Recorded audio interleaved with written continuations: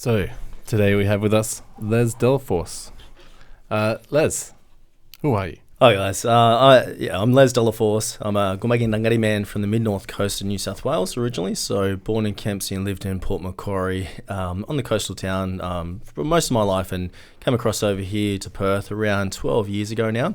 Mm-hmm. So broad background in government, startups, and then now obviously in the Indigenous Affairs area. So it's a pretty important space for me to work in, particularly in the Indigenous startup space. But really excited to be here today on the Tech Society podcast with you both, and having known you guys for the last couple of years and the amazing work that Ninja does in the startup space. It's really exciting. So thanks for having me. So let's just jump into what you're doing now.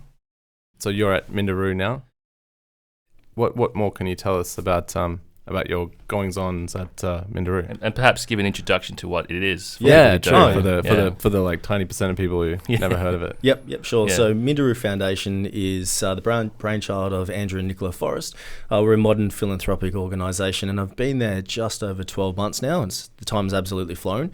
Within Minderoo Foundation, there's a number of initiatives, and I'm in the Generation 1 initiative. Mm-hmm. So our mission is to create employment parity with and for Indigenous Australians within one generation.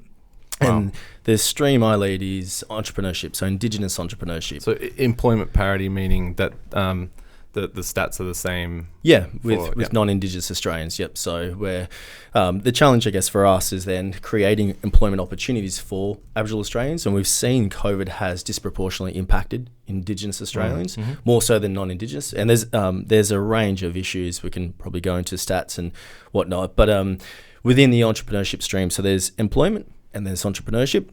And the employment team work with large corporates in Australia to create and engage more Indigenous Australians into jobs and mm-hmm. into employment. And the team I lead within Minderoo Foundation Generation 1 is predominantly around self-employment and creation of new business entities and ventures. So it's an interesting, aspect or area to work in, where there's underneath that there's three sort of key areas we really focus on. There's education, investment, and research. So all interconnected, but the goal is to come up with really big, bold ideas and to create impact within our community. I guess that's a space that's been neglected for a while, right? Indigenous entrepreneurship. Yeah, absolutely. And if you look at entrepreneurship and the startup ecosystem within Australia, it's been around for 15, 20 years, thereabouts, or more so. But in this sector, particularly what we've seen in the past is a lot of Indigenous businesses under the Indigenous procurement policy, that the creation of from 4,000 Indigenous businesses to almost 12,000 Indigenous businesses, $3 billion injected into the ecosystem. We're seeing a lot of successful Indigenous business owners, but predominantly it's been a focus on debt funding, whereas we've seen the power of equity investment. So rather than just going to a bank and getting a loan and walking away and just hoping for the best, can you even do that these days? I don't think that's even possible for businesses. Yeah, which is obviously really challenging, particularly in COVID times as well, is really the power of equity investment and scaling an Indigenous business. So it's not just the traditional business form, and that works for a lot of people, but we're seeing it's a nascent sector, and now it's a really rapidly growing ecosystem with a lot of young Indigenous entrepreneurs coming through. Can I ask a technical question? So that's Indigenous owned organizations, right? Yeah. And there's some benefits from being an Indigenous owned organization, right? Yeah. How do you exit an Indigenous owned organization? Yeah, and that question it's been around since 2016. I remember talking about this. That's a big thing in startups. In fact, your investors will even ask you, like, what's your exit strategy? Yep. So how do you exit one? And maintaining 50% equity as well, which is a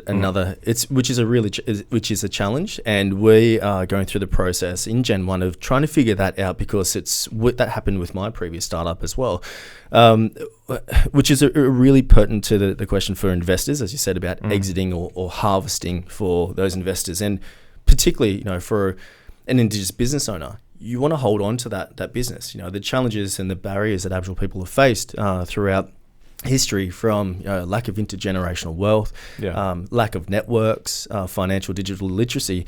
So that once we've got something, it's just holding on to it. But rather than we're seeing with the power of equity investment, it's not just the outcomes for the just for the Aboriginal person and their immediate family, but it's for the community, that intergenerational wealth. Well, a business leader is far more likely to come back and help the next generation, right? Yeah, absolutely. And for an Indigenous business, and particularly an Indigenous startup, we're up to 100 times more likely to employ Indigenous Australians. Yeah. So the stats point to that, but we really want to create I guess almost a linear pathway of creating the next generations or empowering the next generation of Indigenous entrepreneurs. So from our programs at the start of capacity building, creating connections, capability, and also access to capital, all the way to raising capital, whether that's through crowdfunding or angel investment or venture capital, and hopefully exiting.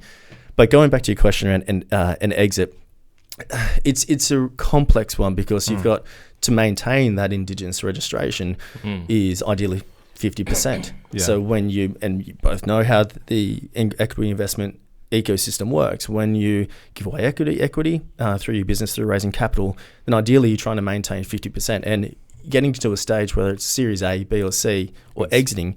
Yeah, you're definitely well below that. Yeah, well below, and we certainly were with my previous startup when we raised venture capital, and that was a whole other story, but we were less than, I think I had in the end about 27%, which is still pretty high. But when we did exit, but what we found is though there's a number of organisations that are creating Indigenous owned or led venture capital funds, investors that helping to support, so not taking as much equity, but also exiting after a period of time, so capacity building, almost like a capability partner.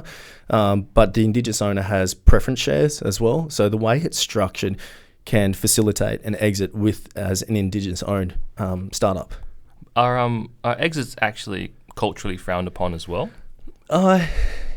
Is there a culture of like sticking with the business for your whole life, basically? Yeah, I wouldn't say culturally frowned upon, which is it's a good question. It depends on the individual as well, and different generations, and particularly we're seeing this younger generation in high growth and emerging tech and across the country, and then for various generations, it's a very social impact focus or traditional business model, and predominantly most Indigenous startups, by nature, by virtue, have a social impact focus. So there's certainly perceptions of exiting, but it's almost challenging those perspectives. Once you exit, then you can reinvest a portion of your outcome or your exit into the next generation of Indigenous startups. So we really want to capacity build and educate in that part where an exit's not a bad thing. Like an exit, you've then created an opportunity for yourself and your family. But then upon exiting, you might reinvest 1/5 or of your net wealth into that next generation of Indigenous startups. And we're just starting to see that now. It's a very new ecosystem, but super exciting. What are the big challenges in this space? Big challenges, some of those barriers, and we certainly face that as well. Like growing up in Kempsey, small country town, I'd never raised venture capital or been in a boardroom where you had that. So it's the access to networks is a big thing, and it's just cold calling or emailing investors, as you both know, doesn't necessarily work. You need a warm intro, a warm lead. So networks, and we've seen going to school and uni with other non-Indigenous entrepreneurs, the access to networks that they have for a family and friends round, where we don't necessarily have. The lack of intergenerational wealth is another one. So once we've got something, it's holding on to it. So, and also the taking the risk as well. Like when I was in the public sector, is jumping in headfirst into my startup, and the risks that come with that is potentially losing everything. So, and then digital financial literacy as well. So there's a number of barriers, but we're seeing it's really being grassroots driven. So by a lot of Indigenous entrepreneurs knocking down those doors and being the first in there to help create that pathway for the next generation of Indigenous entrepreneurs. And they're also seeing some support from the government, but other entities like us in Gen 1. Yeah. What's the discoverability like for Indigenous entrepreneurs? Do they come to you, or do you find them? So, and I like to say it's a really fragmented ecosystem at the moment with a lot of incredible work. Like we've got here in Perth, there's a cryptocurrency-based Indigenous startup with 150,000 international users on an international exchange. And just hearing about them about 6 months ago, they've been around for 3 years. So wow. There's pockets of incredible work that's been happening across the country. What we're trying to do as well, and it's not just us, it's bringing partners and other key partners that can help build the ecosystem, is really map that out and who's out there and what support is required. So you've got hubs, like then Indigenous startups aren't necessarily in your Tankstream Labs or Fishburners, etc., like those innovation hubs that provide incredible support for startups. But we're seeing like the Yapa Hub or Wirra Hub or these Indigenous business hubs that there or working from home. So we're trying to, that's another thing is leveling the playing field, really. And a lot of that is because talent is widely distributed, but opportunity is not. People underestimate the privilege of generational wealth. And I think actually most people don't have it.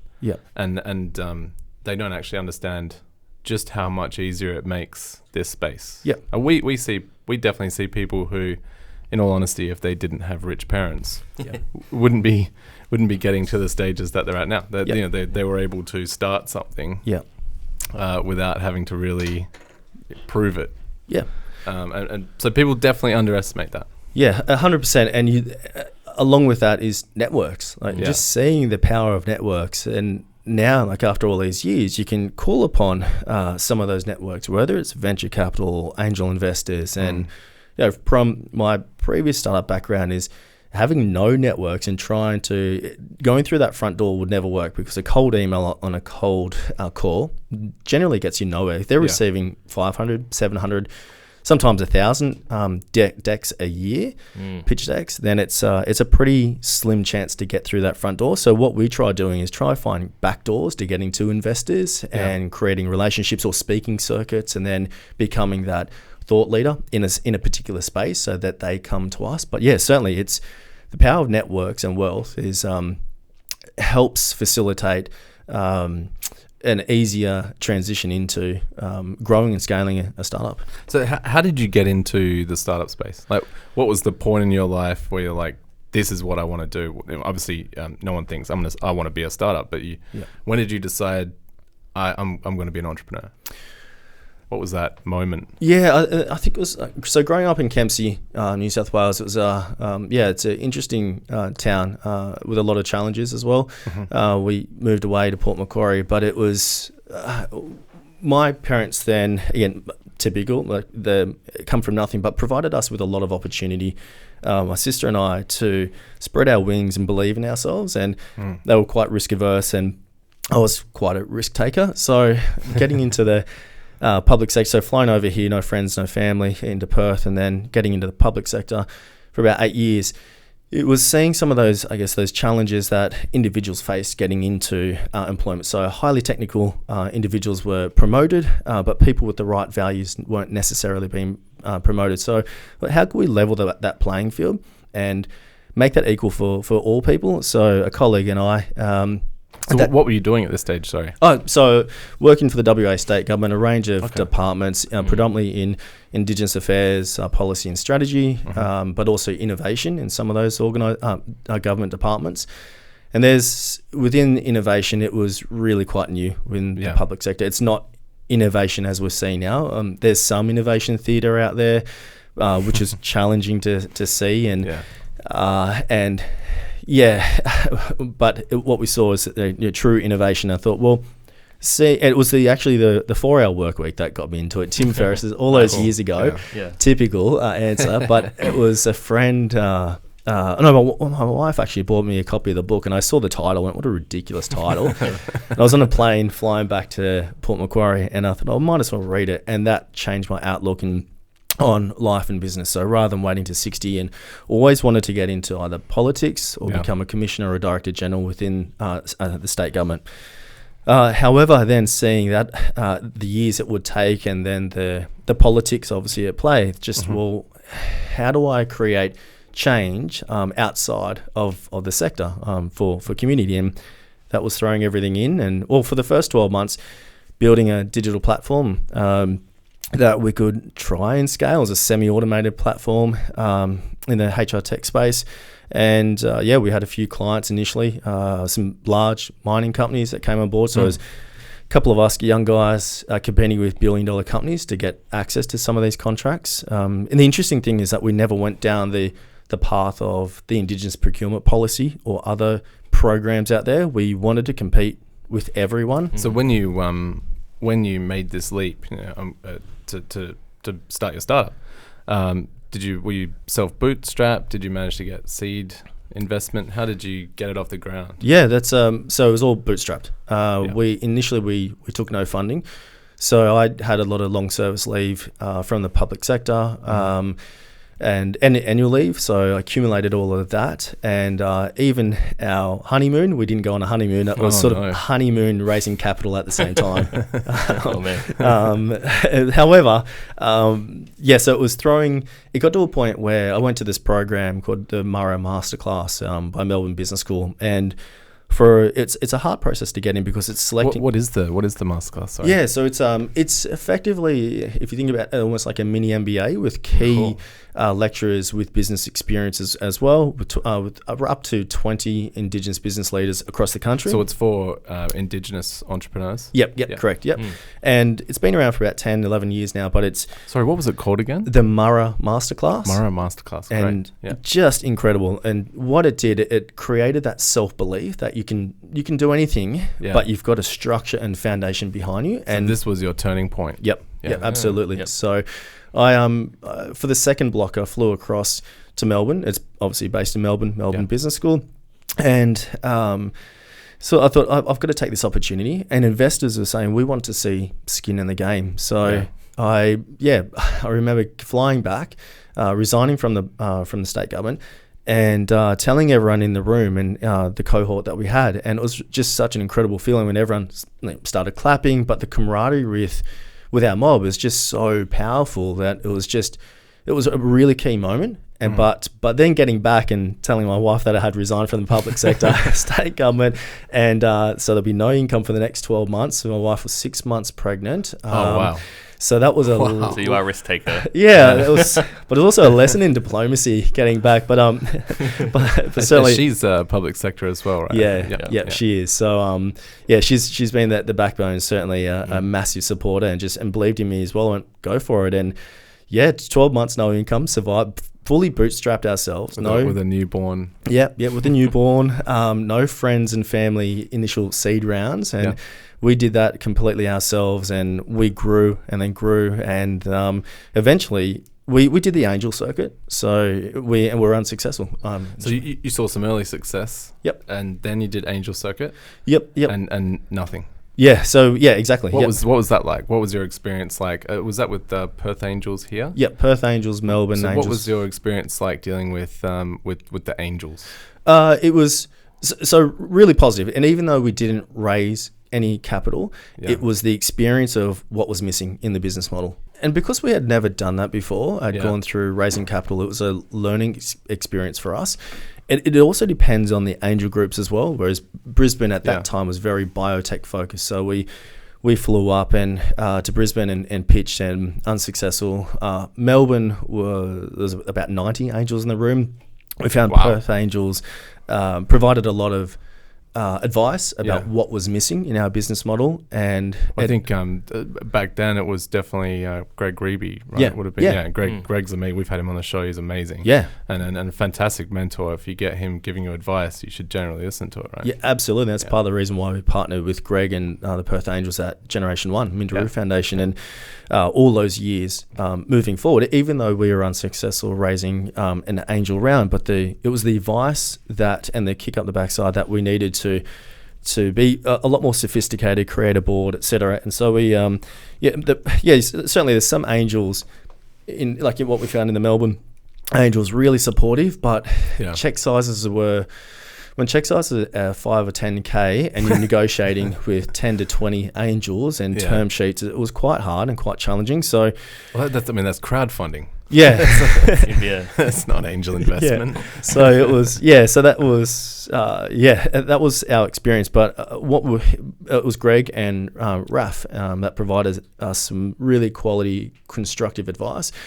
We implemented that, and then we went down the venture capital route, and we engaged a VC. We were quite fortunate to raise venture capital initially, but that was at a point where we had gone through all of our savings. We had expanded the team. We had team members in Israel, Canada, obviously here in Australia. Wow. We're paying them first before we pay ourselves. And then, we were 2 weeks away, or in particular my situation, my wife and I, losing the house, losing everything. And the stress was unbelievable. Even though you both know what it's like, the up and down roller coaster ride of startups, and on one day you've won the Westpac 200 businesses of tomorrow. Like, we're really pumped about that. Next day we're a few days away from losing everything. So we eventually raised venture capital. But initially I'd look around and go, what other Aboriginal person has done this? Who can I ask? What questions? Because I've never done that. Got in front of VCs before and pitched, and certainly we didn't do that well the first time around. Then and that's right. We personally spent about $14,000 just of flights and accommodation, just flying backwards and forwards, because we couldn't find any money out of here in WA. So that's a challenge we hear quite a lot. Yeah, absolutely. Even though we had offers to list on the stock exchange, it was just that was before all of the changes. We couldn't raise any capital in WA, and maybe that's a reflection of us or the entire ecosystem. But eventually, we raised venture capital out of Sydney.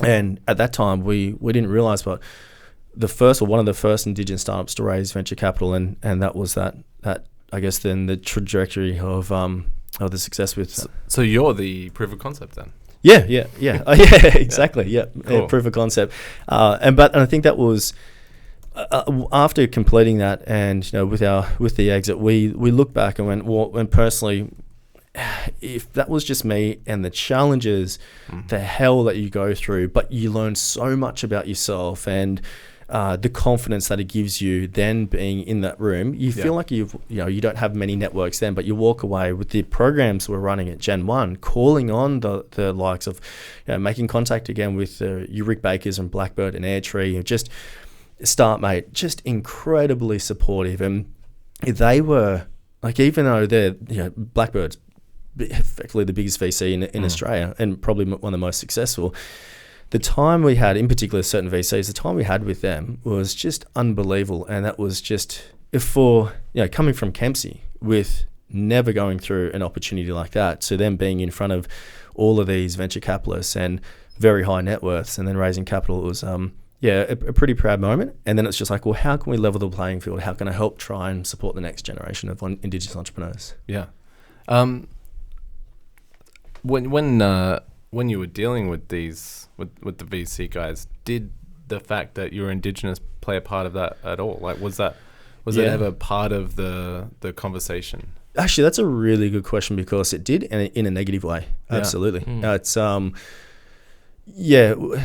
usually you pitch for 40 minutes and then you go off for lunch with those VCs, and they ask a lot of specific questions and also personal questions, getting to know you, obviously, because if they're going to invest a large chunk of money into your startup, they want to know who you are and what type of person. So, and there were some investors, absolutely, that would probably maybe overindulge at lunch, but just to suggest that, so you're from Kempsey, do you fight?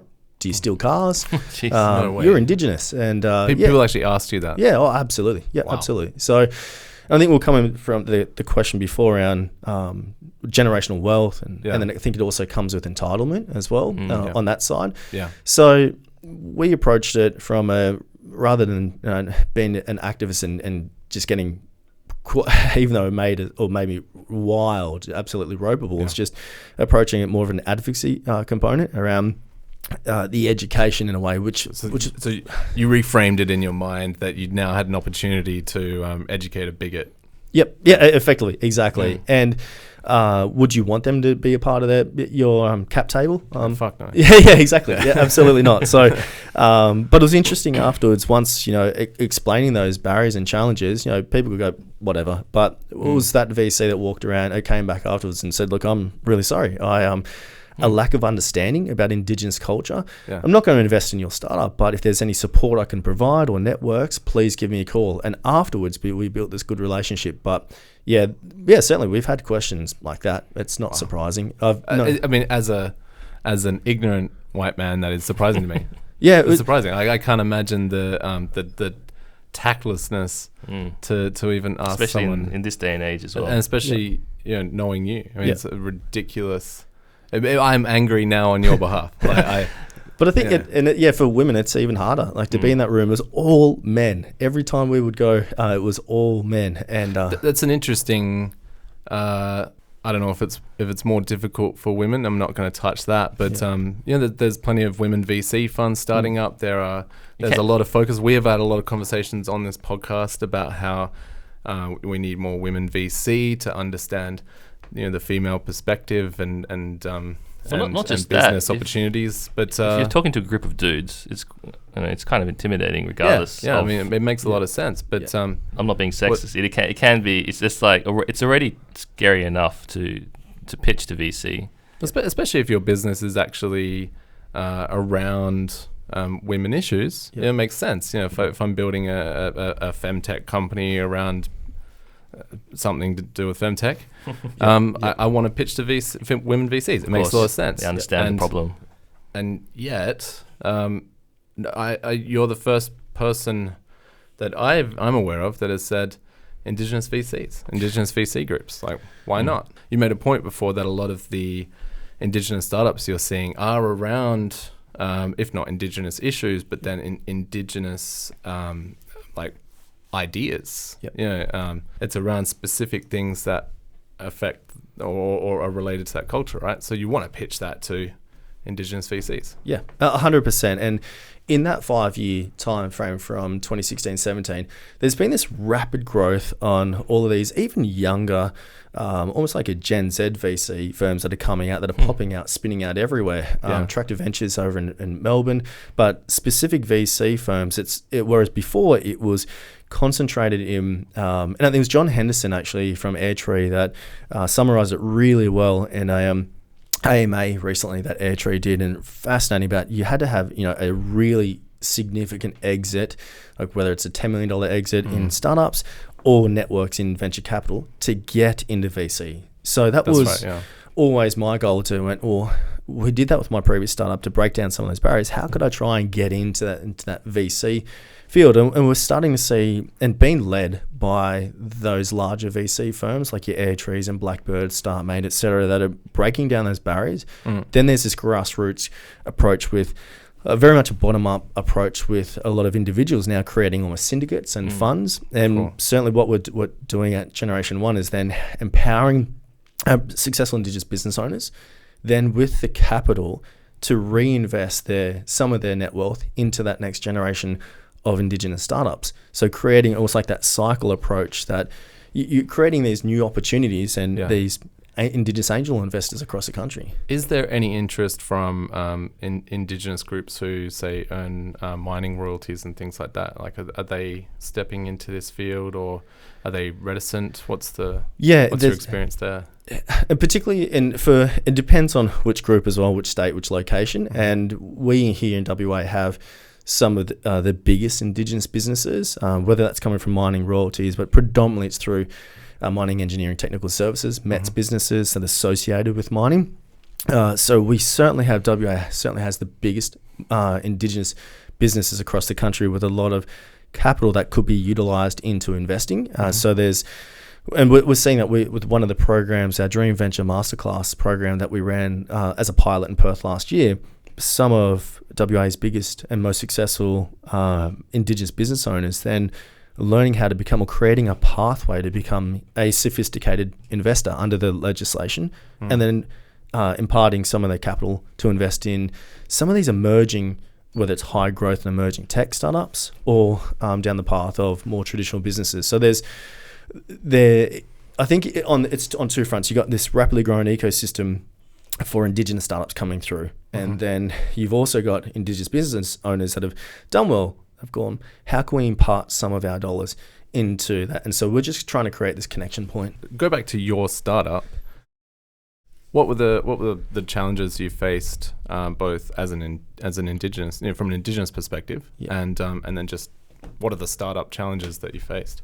For us, is obviously networks, getting into because we were B2B, we weren't B2C. Yeah. So, and it wasn't necessarily a marketplace. It was just then approaching some of those large corporates. So we had to be really unique in our approach and try and find those backdoors to get into large corporates to scale our product. So much like, I guess, you look at Slack, it did that very well. Rather than going to a decision maker, which might take 6 or 12 months, where Slack went to managed to get their product into sort of middle management, lower level staff members. Yeah. And by the time it came to dealing with a CFO or a decision maker, it was already effectively embedded in the organization. So that was certainly one. So you did that with your startup. That's clever. And raising capital as well. The other one was differentiation. So what happens if a large corporate copies what we do? Yeah. So it's partnering with other entities, other organizations, particularly around research. So a large corporate could put millions of dollars and create it, a crack team of devs within sort of 2-3 weeks, develop what we had developed. But we bought ourselves time. So particularly in terms of research and education. So, and becoming effectively that thought leader in a particular space. So seeing that and the things that worked well, and then emulating some of those opportunities for new programs. And that's when it came to Gen 1 Dream Summit. So it's how to grow. You've got a startup. The next stage is then growing and scaling, particularly, once you've got capital, that's when the fun starts. And that's when expectations then of where money is going to and how you're utilizing that money to create a potential exit or a harvest. How did you exit the startup? Like what was the outcome? And then what did you do? Yep. So it was back in 2019. We had a certain level of success. Coming back to Perth, all the flights, the time every second or third day, be flying over east, whether it's Melbourne, Sydney, other co-founders going to Singapore. It was, and most of us had young families, so it was the decision to exit, and then. I guess always growing up for me was doing more for the community rather than we had a certain level of success, and it was always really instilled into me as a kid. Like at 16 years old, organising the Gilla Homework Centre for young Aboriginal mob, Kooris. So can I just stop you there? The term mob for international listeners, we get a lot of listeners from Norway. I don't know why. What does mob mean? So mob is just collectively Aboriginal people. So as an Aboriginal person, we use mob as more of a colloquial term or as a collective of our people. So rather than just saying Indigenous Australians. It's not just your local family or your extended family. It's a bigger. Yeah, generally, the entire group. So rather than using Indigenous Australians or Aboriginal Australians or First Nations entrepreneurs, mob is just it's almost that collective term that we use. And so it got to that calling. I think it felt from the homework centre. And just being focused on us is then more broadly what we could do. And it was that opportunity then when Minderoo Foundation said, well, let's run a program for Indigenous Australians. And we worked with some local teams here in Perth. And that was Nate and Chloe, Skills of the Modern Age. And we ran Dream Summit. We're hoping to get about 20, 30 Aboriginal entrepreneurs over there. But we got close to 100 and we had Facebook, South Sydney Football Club, a lot of incredible support. And that was at the time when, exiting your startup, what networks do you leave with? Yeah. But the support was unbelievable. And let alone heading into this role, what we found, and in particular, working with the likes of Google, Microsoft, Blackbird, Airtree in the tech space have really opened their doors and welcomed us and provided a lot of support effectively for nothing in return apart from how to engage and capacity build the next generation of Indigenous entrepreneurs. So 100 Indigenous entrepreneurs, that's a pretty good turnout. Yeah, it was. And it led to, and that was an initial program to, I guess, our proof of concept. Yeah. That was our MVP. And then starting at Minderoo Foundation, Gen 1, more formally about 12 months ago, running programs. Like the goal is then identifying gaps in the market, and then creating a program, piloting, no different than a startup really, creating a program, sprinting on that, and then testing it to see if it's successful. And in that case, the Dream Venture Masterclasses with the Perth Angels, Greg Reeby and Ian Brown and Ollie, partner with them to run this program. And this has never been done before. We've had to work closely with a lot of, and also around the legislation as well, sophisticated investor, the 2.5 million asset test and then 250K a year salary. So how do we create a way or an opportunity to creating the connections, capability, but also access to capital for Indigenous entrepreneurs to become investor ready or ready to invest? And so certainly then that's our proof of concept. If successful, then roll out across to the entire country. And obviously COVID has impacted the delivery, but it was Brisbane, Sydney and Melbourne on top of that. And we've got about 85 participants across the country undertaking this program right now. We had 25 here in Perth. And again, where the support, we went from 3 community partners for the Dream Summit back in 2019 to now we've got about close to 20 community partners from universities, large corporates, US tech giants, to the VC firms, and really working closely with them. So what we like to do is no different than a startup. Come up with these really big, bold ideas, identifying a gap, and then creating a go-to-market strategy, running a pilot as your MVP, assessing what worked well, and then scaling it from there. I want to ask you a difficult question that may just expose my ignorance, but my understanding is that Indigenous culture has different from Western, like white Anglo-Saxon culture, ideas of ownership. How does that kind of parlay into equity, startups, and investment? Like, are there challenges there? Is there a kind of a shifting of the thinking around it? That's a really good question. I wouldn't say it's a loaded question at all, but there's different thoughts around this.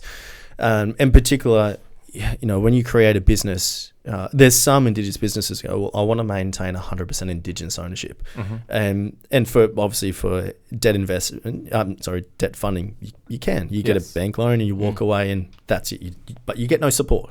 That's you might get a call from the bank every now and then, but in the equity investment space, talking to other Indigenous entrepreneurs, it's not a bad thing to give away equity, like even small amounts of equity. Like you don't want to be a business where you effectively give away all this equity and you become an employee. No, you've just got a job then. Why bother? Yeah, exactly. But you're giving away a portion of equity to an investor, and that's money is important, but it's the networks, the contacts, the discipline, the relationships that investor will bring into your startup or into your venture to help grow and scale. And I think that's an incredibly important part, is that we're learning from investors. But the other thing is that when we ran these programs, we're hearing that investors are going, I now know more about Indigenous culture. This is what an Indigenous business is about, or an Indigenous startup is about. So it's almost educating on both sides, and that's a really exciting thing. It's that knowledge transfer between the Indigenous entrepreneurs, but also the investors, but the ability for those investors then to bring in either other investors or networks to help grow and scale. Yep. There are now that weren't necessarily around when we were raising capital, but a number of high net worth investors that are effectively either providing grants or investing and will exit after a few years once that Indigenous startup has grown or is at scale. Back, claw back that equity, and off they go. And that obviously you maintain your Indigenous registration, but it's the ability to it's I would say educating, but there's another way of doing this. And certainly there's some Indigenous businesses will want to hold 100%, and that makes sense for them and their business model and their family and the industry they work in. And then for others, so that it's not to be seen as a bad thing, but if you're taking an investment of $100K or $1 million, and then you're employing more Aboriginal people, or you're outsourcing your dev work to Indigenous developers or marketing agencies, web design agencies, and you're hiring more Aboriginal people along that journey, you've got a higher chance then of exiting and then harvesting that exit for your Indigenous employees, for the Indigenous founder. But also once you exit, then you come back around and you have the potential to invest in the next generation of Indigenous startups. So cumulatively, like you can create a lot more impact. Do you get a lot of pushback when you're kind of mentoring young entrepreneurs on this concept? Because I know entrepreneurs in general often worry about how much equity they're giving away. Oh, yeah. And, they do silly things like trying to get an investor in for 2%. It's like it's not going to work, right? Yeah, exactly.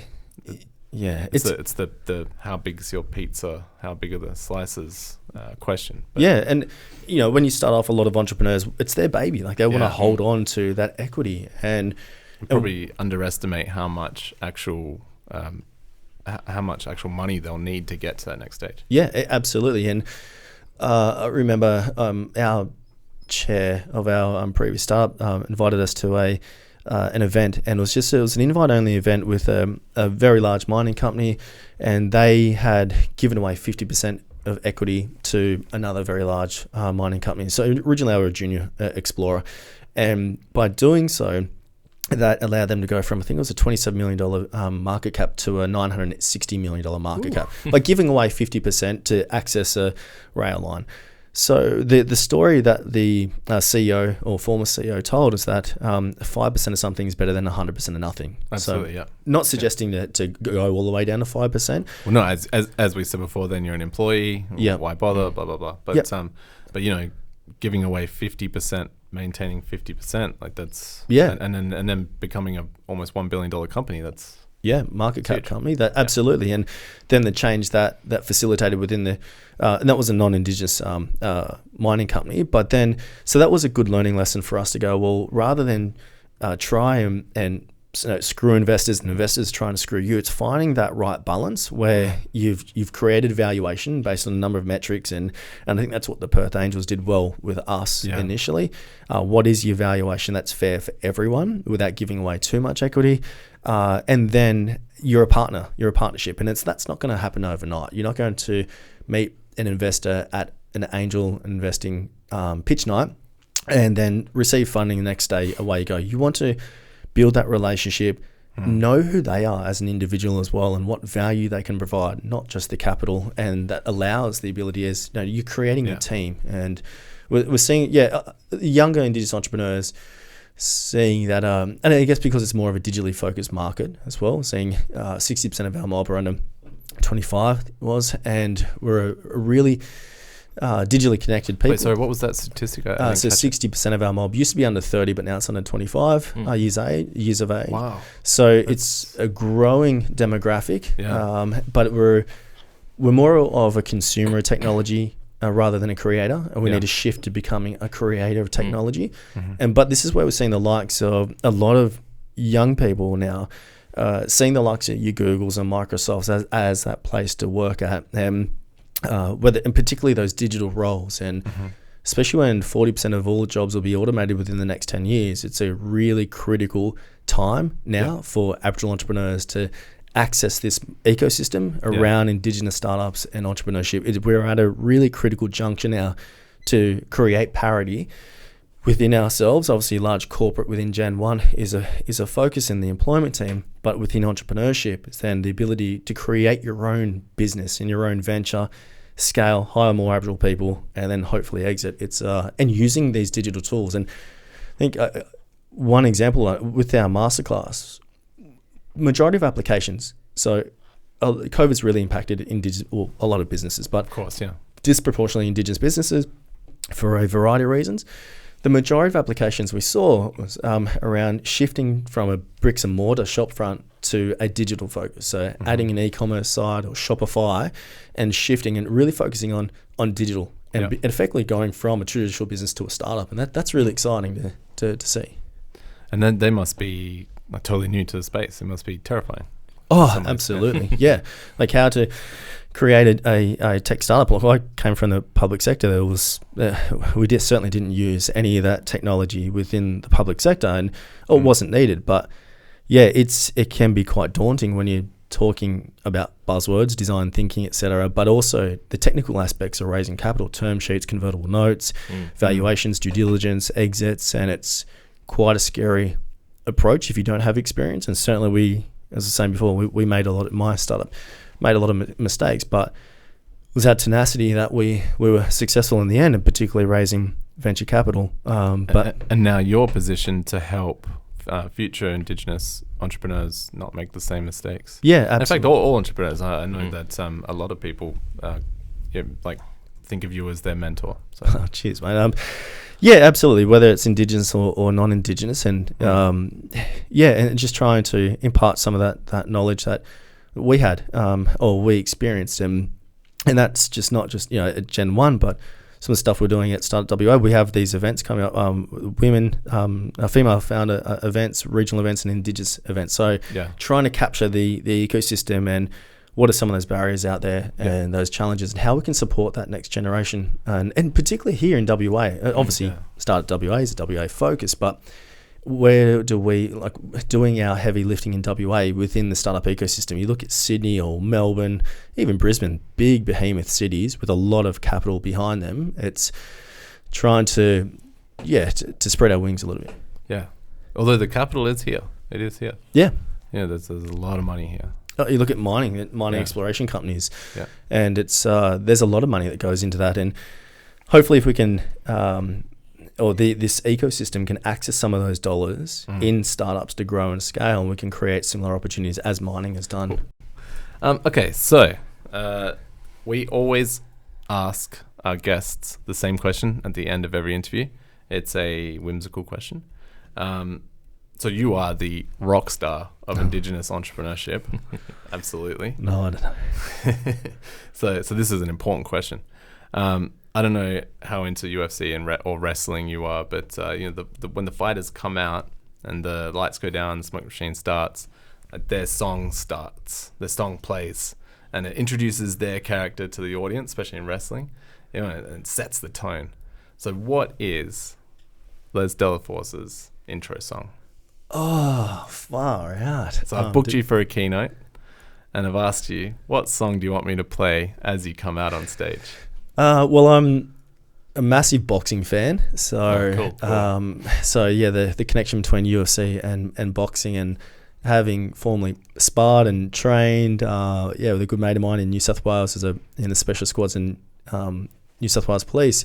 Did a lot of sparring, a lot of black eyes, but mostly around fitness and self-defense and discipline.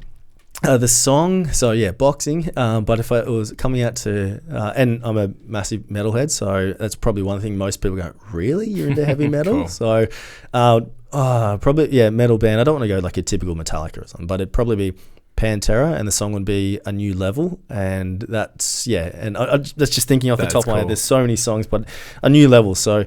reaching to a new level from my days in working within the state government, and that reaching to that new level in startups, and then the challenges that I faced in that, and then there was some success, and then reaching to that extra level, which is now at Minderoo Foundation Gen 1, and seeing some of the awesome things, let alone the support from these programs I've approached other corporates before, and then now working at Gen 1 Minderoo, the support that we've got to build some pretty bloody awesome game-changing opportunities to creating that jump or moving to that next level or a new level and give the next generation that leg up. Absolutely. Great. So excellent. Thank you. Thank you so much, Les. It has been an absolute pleasure. Glad we finally got you on the show. Thanks, guys. I really appreciate it. It's really exciting to be here as well, and to have this conversation. It's it was just so easy and fluid, and as always, the support you guys have given me has been instrumental. Excellent. Cool. Cool. Thank you. Awesome.